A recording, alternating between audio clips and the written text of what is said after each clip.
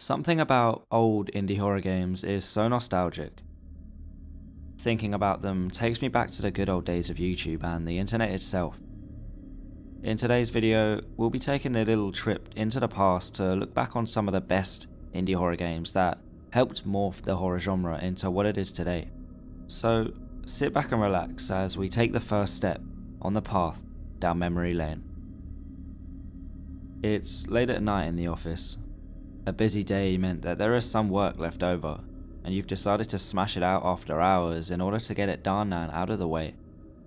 However, it would become apparent that this was easier said than done. One Late Night, released in 2013, is a short psychological horror game that takes place in a somewhat familiar setting.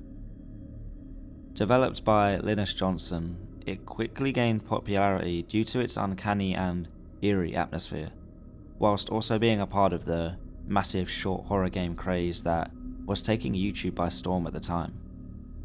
The controls were simple, with the game focusing more on the immersion.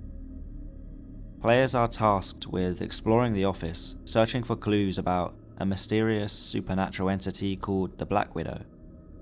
Ambient noises and creaking doors in the background make sure that the player is constantly reminded that they may not be alone in this dark maze, and that it's inevitable that they will soon be acquainted with this entity. Sooner than they may have hoped. Through these clues, you will find out that over the past few years, another one of the employees at the company, Robert, has been witnessing some strange encounters with the Black Widow, believing it to be his great-grandmother who, in his words, has done some really bad things during her life. Robert leaves little hints around the office to help the player get through the night. The Black Widow plays with the surroundings, opening cabinets, calling the phone and playing with the lights, toying with the player's sanity.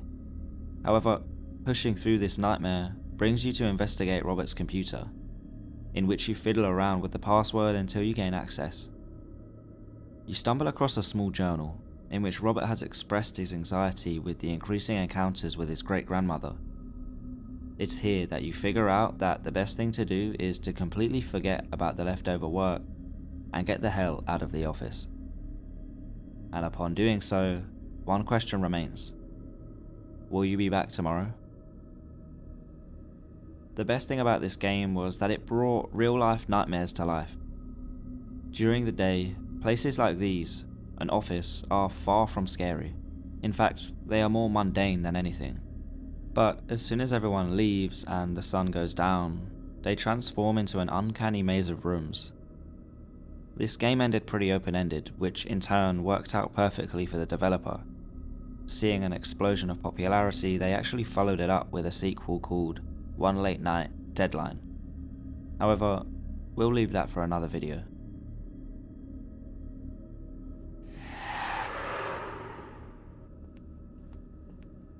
For this game, we step back out of the environment that we know and are thrown into a derelict nuclear power plant in Lake Erie, with orders to find and rescue any survivors left after the meltdown. However, this main objective soon comes to a halt when you find out what else is lurking down there. Developed by students within the Arts and Engineering program at the University of Utah back in 2012, the game instantly powered its way up the food chain of indie horror games. As the story goes, you take control of the protagonist, Oliver, who has been sent down into the maze-like facility in search of clues as to what caused this meltdown. Armed with a bottle of spray paint, you make your way through the never-ending hallways, finding notes that add to the lore of the game. However, after shutting off the alarm that suddenly went off, you realize that something else is in this facility with you. The something that may have caused the extinction of the workers within it.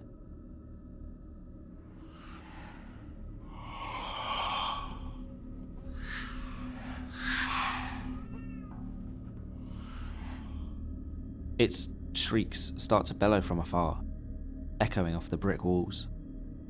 Sensing danger, you start to sprint from room to room, in search of a way out. A key, a code, a fire escape, anything. But the corridors are endless and the shrieks are getting closer, turning corner after corner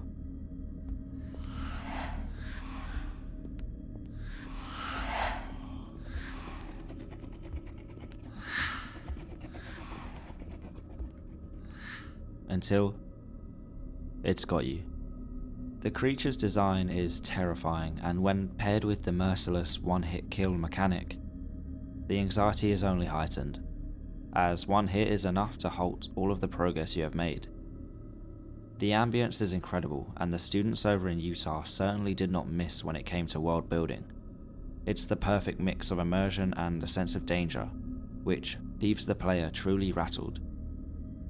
If you haven't had the chance to play this game, then I absolutely implore you to try it out. The story is rich, and the gameplay only gets more and more intense as you progress. It's defo one for the avid indie game player to try out.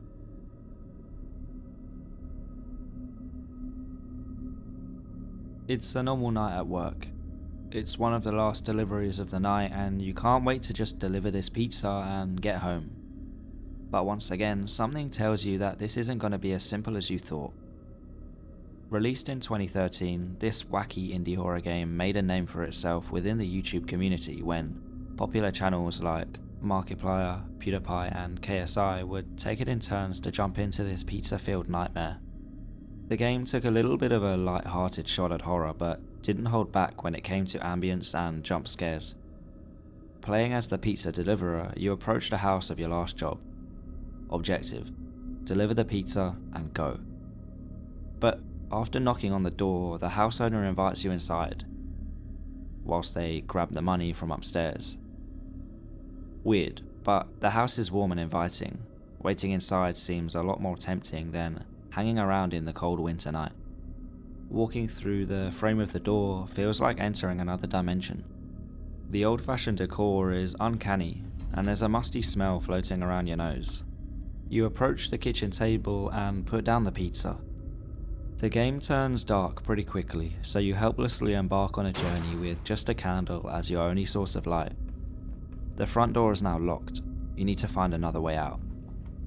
You start to encounter strange occurrences. Is it the dark playing tricks on you? There's no sign of the homeowner that you conversed with at the beginning, so maybe it's them sneaking around. Continuing on with the game, you uncover clues and storyline, but I won't spoil it for you. I'll let you go and witness it firsthand. I wouldn't say this was the scariest game on the list, but it definitely pulls on those nostalgia strings. When this game was around, life was a lot simpler for sure, so pizza delivery will always remain a core player in the glory days of YouTube.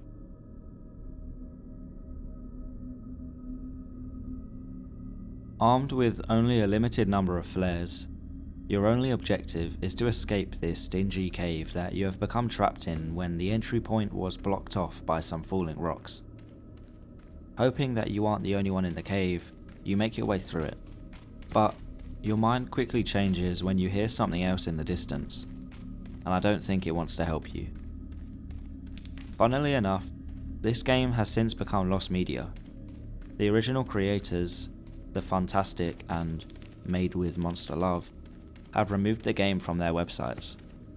So if you were like me and were lucky enough to play it back in the day, then I applaud you, as this is a cult classic for the indie horror game fan. Although very low budget, once again popular gaming YouTube channels latched onto it for their Let's Play videos back in 2012. There is not actually that much to say about this game, as it only lasts about 5 minutes and is super simple. However, it was definitely worthy of the mention.